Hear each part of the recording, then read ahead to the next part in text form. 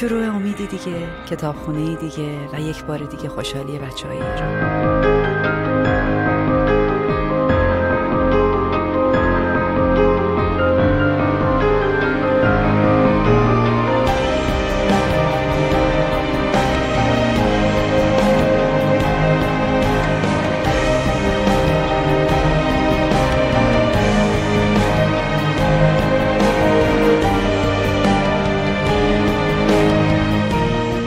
شرکت سامسونگ در راستای عمل به مسئولیت اجتماعیش مقوله آموزش رو انتخاب کرده. آموزش یکسان و همسان برای همه بچه‌ها، به دور از هر نژاد و هر جنسیتی. این موضوع خیلی اهمیت داره. خب خوشبختانه تمام پروژه های سامسونگ تا امروز، یا میتونم بگم تقریبا همشون تموم شدن. امروز ما داریم 10مین کتابخونه گویا رو در کرمانشاه افتتاح میکنیم.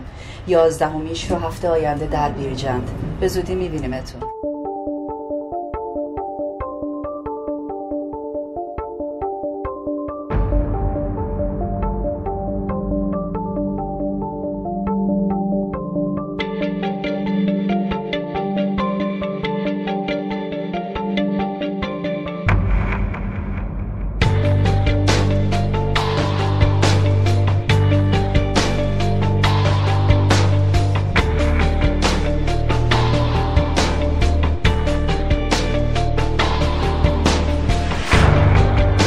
من سفیر کمپین کودکان امید شدم تا دغدغه و آرزوی دیرینه‌ام را این بار به نوعی دیگر محقق کنم.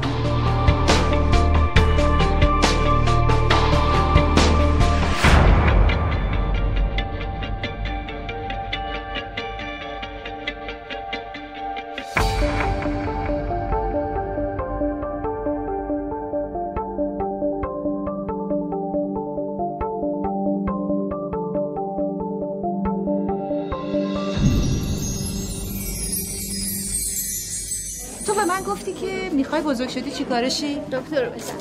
خب گفتی دکتر چی؟ چشم. چرا؟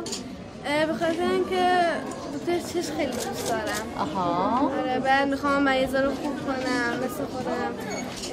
اونایی که چشمشون مثل خودم ضعیفه خوبشون کنم. ایشالله.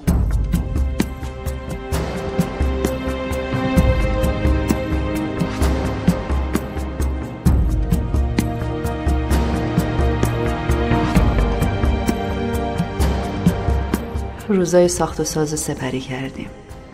همه امیدوار بودیم بتونیم برای بچه‌های نابینا و کمبینا کاری کرده باشیم. وقتی اومدیم و دیدیم اینجا انقدر قشنگ شده خوشحال شدیم.